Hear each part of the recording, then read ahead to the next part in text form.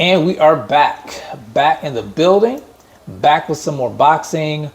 Don't forget to subscribe to the channel, smash the like button, and all that good stuff. Now, guys, I am finally here in Koh Samui, Thailand. I landed probably about an hour or so ago. I just got to the hotel, got a little bite to eat, hadn't even unpacked yet. Actually, I'm sitting on my suitcase right now. And I haven't really made a whole lot of content since I've been traveling. You guys know I was in Korea first, Seoul, then I went on to Hong Kong, and now I'm here in Koh Samui for I think 5 days, and then the last leg I'm going to be in Bangkok. So after Bangkok, I'm headed back home. But like I said, I haven't been able to put out content like I wanted to, but I did put some videos out, so make sure you guys check that out on the channel here. Some stuff about Hong Kong. I did do one on Devin Haney's dad, Bill Haney, in the situation with Ellie Setback from ES News. So if you hadn't checked those videos out, you know, feel free to check those out here on the channel. Now, I want to talk about this situation with Jaron Ennis and Terence Crawford. Now, it seems like it's been this huge push, and I would say probably from a lot of Errol Spence Jr. fans. I would say obsessed fans maybe, because I am a fan of Errol Spence Jr. I didn't pick him to win against Crawford. Some of you guys know I'm going to pick the guy who I think has the better skill set. You know, that doesn't mean I'm rooting for that guy, but I'm going to be honest with you guys when I give you my assessment of a fight, who I think is actually going to win the fight. And I picked Terence Crawford. Caught a lot of flack for it, but you know, I'm dedicated to being honest about, you know, who I think's actually going to win a fight. But anyway, there's been this push for that fight to happen, Jaron versus Terence Crawford. And if you didn't know, Jaron is the IBF mandatory at 147 for Crawford's belt. And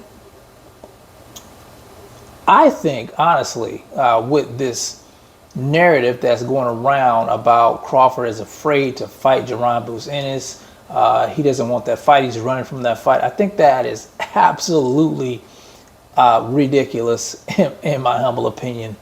Looking at Crawford, he's looking at Boots like, you know, what do I get from fighting Jaron Ennis? You know, he's already been on record saying that now he wants the biggest fights. You know, he's pretty much in the twilight of his career. It doesn't really do anything for him to face up against Jaron Ennis. Now, I know he wanted to fight Canelo Alvarez. We knew that, but Canelo Alvarez isn't entertaining that. So the next, I would say, the next option is to face off against Tim Tszyu and Jermell Ironman Charlo to become undisputed at 154. He still has the Errol Spence Jr. fight on the table, so that's something he has to probably do next. But fighting Jaron Ennis does nothing for Terence Crawford. And let's be honest, Jaron Ennis is not on Terence Crawford's level, in my humble opinion. Now, I know he's, 31-0. He has 28 KO, so he is a knockout artist. I think he's a pretty good fighter, but I don't think that he's on that level yet. He hasn't really been in the ring with a guy of that caliber yet. If you look at his resume, now his last fight with Roman Villa was tailor-made for a guy like Jaron Ennis.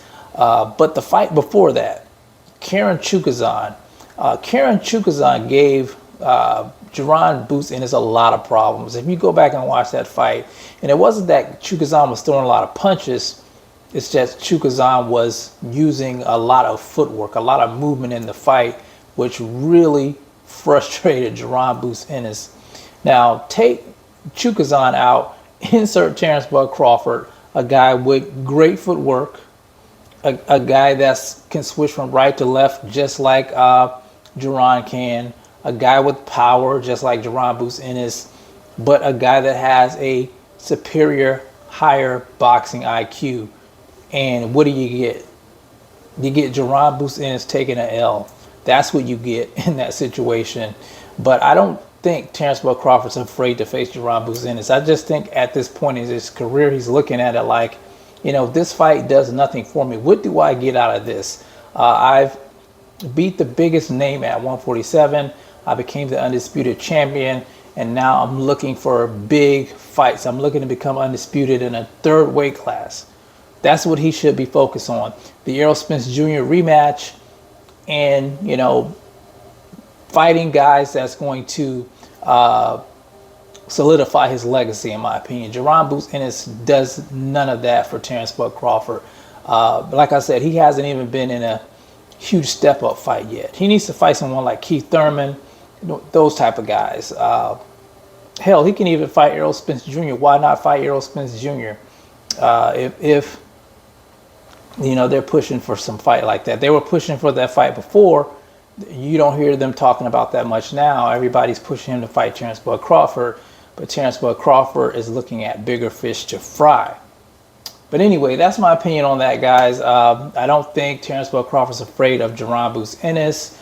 I just think he wants the bigger fights. And Jaron Ennis is not a huge name yet. You know, a lot of people don't know him outside of, I would say, hardcore boxing fan circles. That fight probably doesn't really do good financially. And like I said, he gets nothing out of that, to be honest, in my opinion. But anyway, you guys tell me what you think about this situation. I'm going to go get unpacked, guys, and get ready to explore the island here. So let me know what you guys think about that in the comment section. It's the CMB. I'll talk to you guys in the next one. And I'm out. Peace.